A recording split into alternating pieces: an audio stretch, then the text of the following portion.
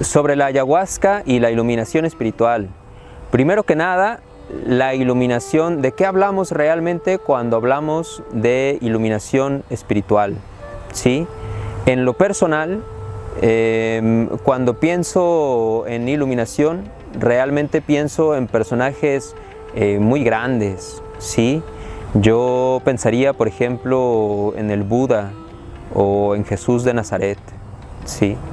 Entonces, cuando en el caso del Buda se hablaba de iluminación espiritual, se hablaba no solamente del acceso a las realidades espirituales como más elevadas y más profundas, sino también a una estabilización de esas realidades espirituales profundísimas como el estado natural continuo del ser humano y en una eliminación de las causas del sufrimiento y las impurezas en la mente que nos hacen cometer acciones dañinas hacia otras personas o hacia nosotros mismos. Y en el caso concreto de la iluminación tal como la entiende el budismo, implicaba eliminar toda posibilidad de sufrimiento, lo cual incluía también romper todas las ataduras que nos hacen renacer, o los apegos que nos hacen renacer una vez más en este mundo. Entonces, dicho de una forma como muy sencilla, lo que el Buda quería realmente era dejar de sufrir. ¿Sí? El despertar quiere decir una eliminación del sufrimiento y de la posibilidad de sufrir. En cuestión de budismo tradicional, implicaba un dejar de nacer, porque se consideraba que un cuerpo por su misma naturaleza nos ata a algunas experiencias dolorosas que nos hacen sufrir, ¿sí? Pero incluso sin entrar en detalles como tan profundos, quería como poner un contexto de realmente el alcance tan grande que tiene esto, ¿sí? Porque son como muchas las personas que habiendo tomado ayahuasca o algunas personas después de su primer curso espiritual en algo que les sorprendió y les empezó a cambiar su vida como para abrir los ojos a nuevas cosas, empiezan a decir cosas como, pues antes de mi despertar espiritual, ¿no? O hay que entender a la gente que está dormida. No inventes, también tú estás dormido y yo estoy dormido también, ¿no? El asunto es, en el mejor de los casos, aún las mejores personas que yo conozco personalmente, en el mejor de los casos llevan algo del proceso de despertar o han iniciado un trabajo serio para despertar. Pero despertar no es cambiar de opinión, ¿sí?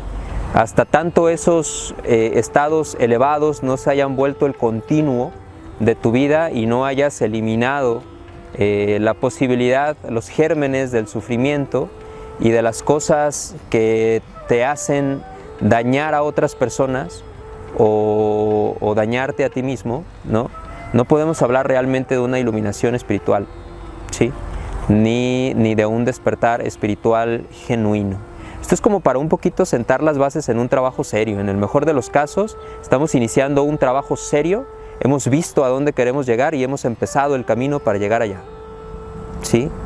Entonces, para no soñar que estamos en un estado que no estamos realmente, o que hemos conseguido algo simplemente porque recién empieza a interesarnos. Entonces, ya en relación con la ayahuasca, son las personas, ¿a qué nos puede ayudar la ayahuasca en un proceso de despertar espiritual? Una de las cosas que puede hacer en algún momento es ayudarte a saber qué se siente, darte un momento de iluminación, un momento libre del ego y un momento de esta, podríamos llamar conciencia total o conciencia libre, ¿no? Un momento de iluminación.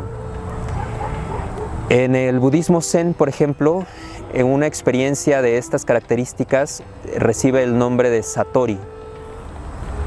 Satori es como un momento de iluminación y suele ser una experiencia tan grande que el discípulo pues llega todo entusiasmado a comentárselo al maestro, y es una historia bastante común que se repite con frecuencia, que cuando un discípulo Zen llega con su maestro a decirle que ha experimentado el Satori, lo primero que hace el maestro es darle una bofetada muy fuerte que tradicionalmente consigue dos cosas. Una de ellas es estabilizar la energía de la persona después de una experiencia tan grande, y la otra es, al golpearlo muy fuerte, también despierta en él el deseo de la pregunta de ¿por qué me golpeó? Sí, un poco la confusión, y en algunos casos la reacción de querer golpear también, o un sentimiento de ira, que entonces le permite recordar a esta persona o reconocer que su trabajo no está completo todavía. ¿Sí? Es como si la persona se enoja, entonces una persona iluminada se enoja, o una persona iluminada se confunde. Entonces es una forma como muy directa, aún cuando has alcanzado esa experiencia, de decirle: hay trabajo por hacer, esto no es todo, no te engañes, como una ayuda para que la persona no se engañe. Entonces la experiencia con ayahuasca te puede ayudar, darte un momento de iluminación para que reconozcas este sabor de la conciencia, este sabor del despertar, y entonces crear un deseo genuino por alcanzar ese estado, como un estado natural en nuestras vidas. Y la otra cosa a la que nos puede ayudar cuando es bien usada es, por supuesto, sabiendo que ahora a esto sabe la iluminación, hay que alcanzar este estado, y ahora lo quiero hacer, y sé que lo que me separa de ese estado son mis impurezas, mis apegos, mis vicios. Pues entonces entra en mí el deseo de trabajar para purificarme, para educarme, para limpiar todo esto. Y lo que la ayahuasca nos puede ayudar es también a una revisión profunda de nosotros mismos, que nos permita ir trabajando sobre esta purificación de nuestra mente, de nuestros afectos, de nuestras acciones, para ir preparando el camino, ahora sí, de verdad, del despertar. Entonces,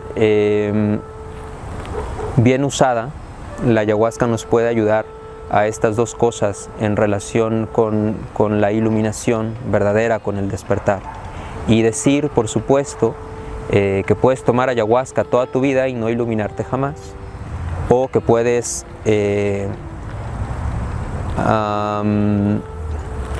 alcanzar la iluminación sin tomar ayahuasca, por supuesto. Entonces implica más qué es lo que estamos haciendo nosotros para preparar el camino a la llegada de este estado, ¿sí? Si tú quieres de alguna manera ayudarte con algo, pues hay que aprovechar las cosas bien, ¿sí? Y en el caso de la ayahuasca, no puedo decirte de alguien que haya conseguido una iluminación, pero sí puedo decirte de varios que saben cuál es el sabor de este estado libre del ego, ¿sí? Y que entonces pueden tener una dirección más apropiada de su trabajo interior, y un